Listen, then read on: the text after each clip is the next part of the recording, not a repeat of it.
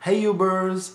Well, it's been a while since I made a video, but I thought I have enough to talk about that it's time that I updated you guys. I just woke up and thought, you know what, I need to make a video. I've been promising myself to do that for the last couple of weeks and it just hasn't come to fruition, and you know what, time to take action. So what have I been doing? I've been working on two paintings, getting back into the flow, and the first one is a part of the Power of White series, and I've been working on getting the green tones right over the last few months, and I've slowly been building up those layers until until I've got to the point where I'm really happy with the tones of green. So now that I'm at that point, basically what I've got left to do is because there's a quite harsh contrast between the white and the green, I'm going to dribble a line of white paint horizontally across where the two meet, and let the white run down almost like a veil or a curtain over the green, and then I'll let that dry, and then I'll strengthen those green tones again. So the white should really help bring the green out. And I guess that's the point of the Power of White series. It's using colour subtly and using white as the main focus, but that allowing the focus to be on the colours, if you get what I mean, if you get what I'm saying, if you know where I'm going. So that's the plan there. But happy with that. The other work that I'm doing is for a graffiti show that's coming up in January here in Melbourne at Brunswick Street Gallery. Every year they have a graffiti show, and I was asked to submit another work because I was in it last year as well. So this work is going to be multi-layered. I'm just getting a piece of plexiglass cut to the size of the actual work, and the exhibition is around movement. So the plan is that I will use the plexiglass and create a stencil that will have the deer that I've made moving. What part's moving, I'm not sure yet. Whether maybe it's the antlers that'll move, but something will happen, and there'll be this play between the plexiglass layer and then the background. So there's that type of movement, and hopefully your eye will travel up and in and out of the painting. So that's that plan. But the painting's coming along very, very slowly. I was watching Jean-Michel Basquiat's film, The Radiant Child, which was a film made about his life.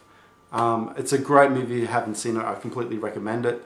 But I was watching that section where they show you him painting and creating all of these amazing pieces for this exhibition, and I just got an urge from that to just do some freehand drawing on that painting that I was creating, and I did it, which has changed the dynamic of the painting again.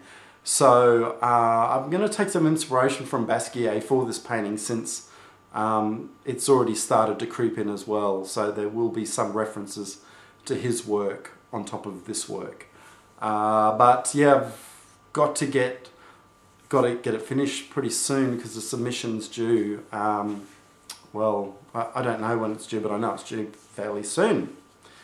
So that's what I'm working on. What else is new with me? I got my first tattoo, as you can see there. Must be having an early midlife crisis. I just decided that I wanted to get a tattoo, so I put the design together myself, and I went and got it done on my forearm. And it's a paper plane with 3 symbols in it, and the 3 symbols is like a moon and a triangle and a heart. And the moon, so the moon represents cycles, and it's for me to remember that life has a cycle. It has a beginning and it has an end. The triangle represents masculinity. It also represents strength. And the heart represents, for a reminder to me to be kind to myself and to other people. And the paper plane is to represent that, to try and keep my life as simple as possible, not to overburden or weigh it down with too much, and just to go with the flow. And now it's got a dotted line around it. The dotted line represents, I guess, order in the chaos. So, and that there's a force greater than us that's guiding us, even though we think that maybe, you know, life takes us in different directions.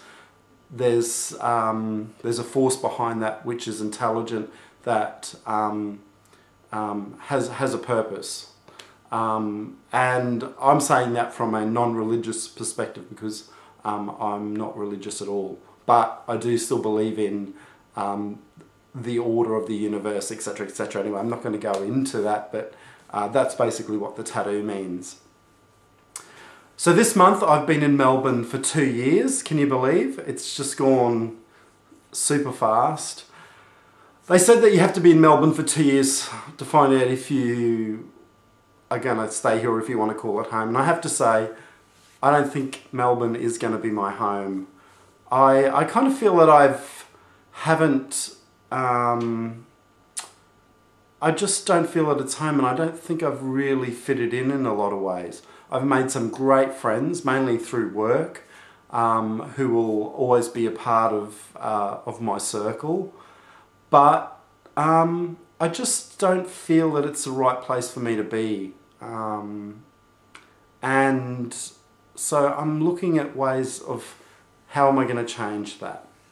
So I've decided next year, in about August, I'm going to go to the States. I'm coming to America. And I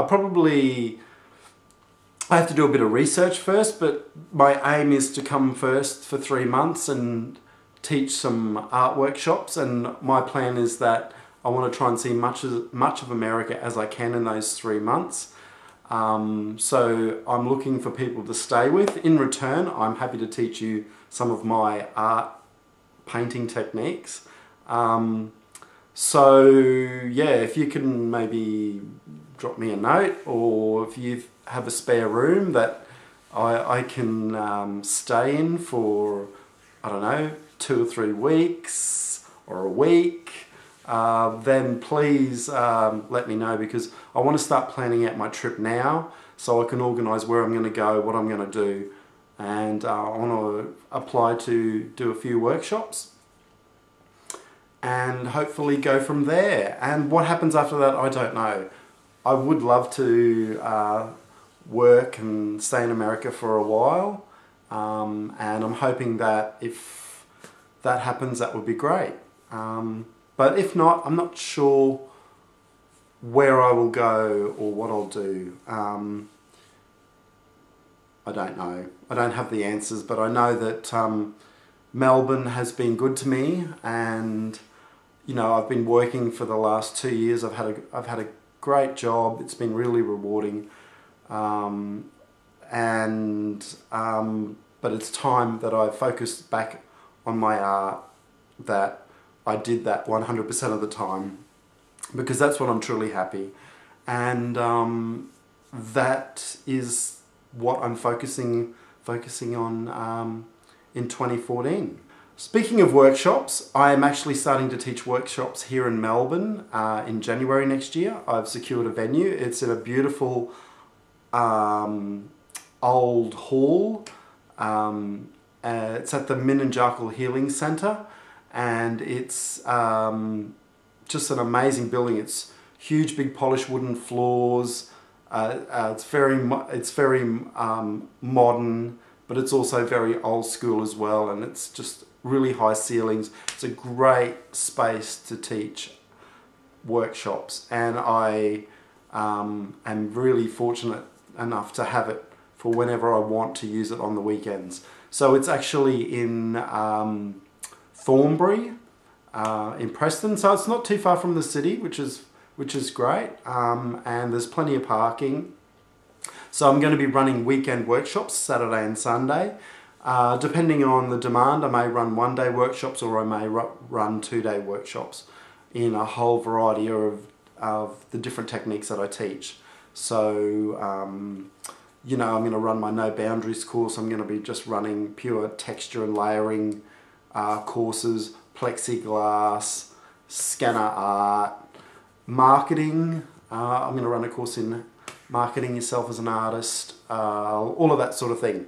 So just stay tuned to when I'm going to be putting those workshops up, which you just have to check my website. But I'll also create a video and let you know, for those of you that are in Melbourne or in the area or would love to come and take one of my workshops. So there's only going to be a small class, around 4 or 5, no more, which is great. So that means I can spend more time with you guys, getting into your heads about mixed media art and also allowing you to create some awesome work over the weekend.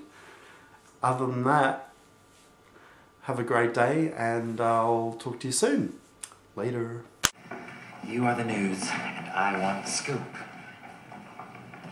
Look, when I speak, no one believes me. When I write it down, people know it's true. There's never been a black painter in art history who's been considered really important, you know that? Are you a writer or a white writer? I may be white, but I'm a nigger. You ask anybody.